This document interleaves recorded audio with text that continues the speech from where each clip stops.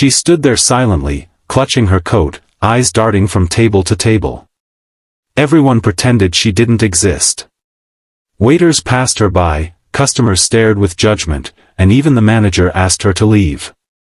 But just when she was about to give up, he stood up, pulled out a chair, and said, "You can sit with me."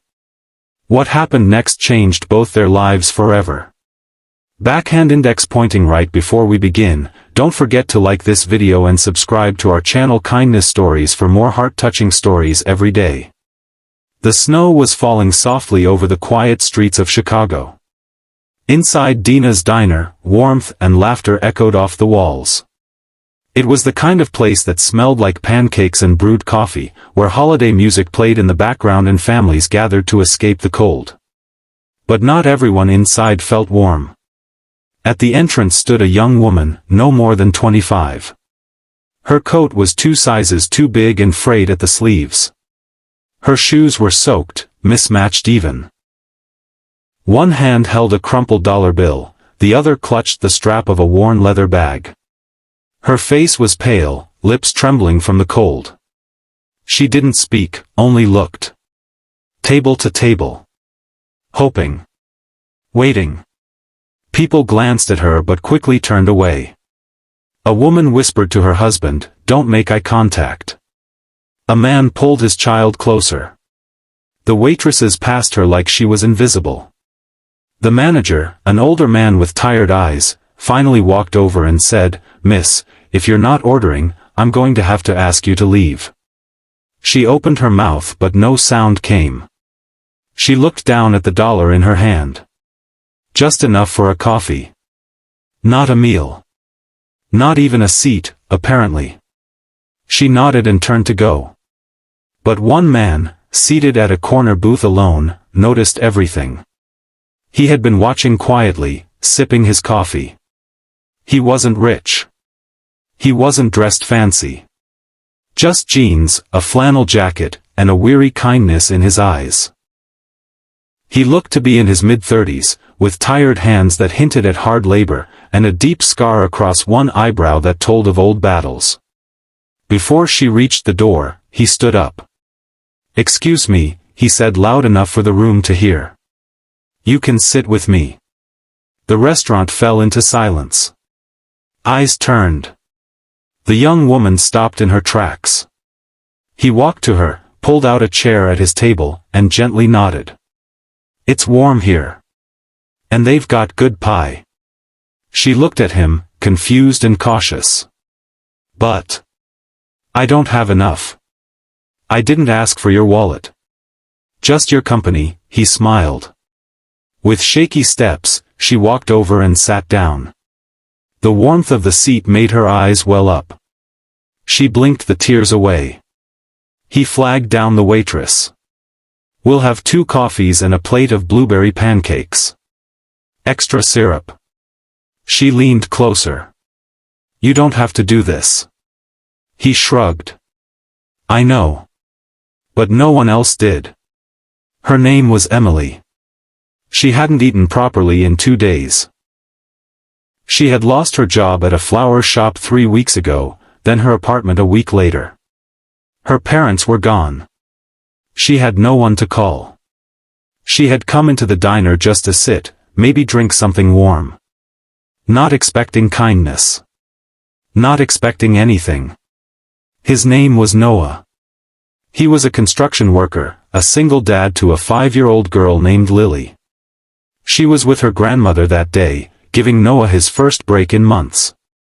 He didn't have a lot, but he had enough to notice when someone had nothing. As the pancakes arrived, she hesitated to eat. He nodded again. "Go ahead. They're better warm." Bite after bite, Emily began to thaw. Not just from the cold, but from despair. For the first time in days, someone had seen her. Not as a burden. Not as a threat. Just, human. They talked. She told him about the bookstore she used to visit as a child. He told her about the nights he'd read fairy tales to his daughter using silly voices. She laughed. He smiled. The diner faded into a blur around them. When they were done, she looked at him and said, "Why did you really let me sit?" He leaned back, eyes thoughtful. "Because a long time ago, someone did the same for me. When I had nothing. And I promised myself, I'd return that favor one day." She didn't know what to say. So she just whispered, "Thank you." And for Noah, that was enough. 2 weeks later, the diner looked the same, but felt different to Noah. He still came every Sunday, ordering the same coffee and pancakes. But now, he always looked at the door, hoping. He hadn't seen Emily since that day. She had refused his money but had accepted a warm jacket he offered when they parted. She told him she'd find a way, get back on her feet. He hoped she did. Then, on the third Sunday, as the snow melted into slush outside, she walked in. But this time, her coat fit perfectly. Her shoes weren't mismatched. Her hair was tied back neatly, and her eyes, though still tired, had light in them. Noah stood up before she reached him. "I got a job," she said, smiling. "At that bookstore I told you about. They needed help during the holidays." He grinned. "I knew you would." She sat down across from him. "Anne. I got a room at a shelter nearby. Nothing fancy. But I have a bed. And I'm volunteering there too." The waitress arrived, surprised but smiling as she took their order, 2 coffees and pancakes. "Make it 2 plates this time," Emily added. "It's on me." They talked again. About books, dreams, Lily's obsession with dinosaurs, and how kindness can grow like a tree if planted at the right time. "I've been thinking," Emily said. "About how we met. And how the whole room looked at me like I didn't belong.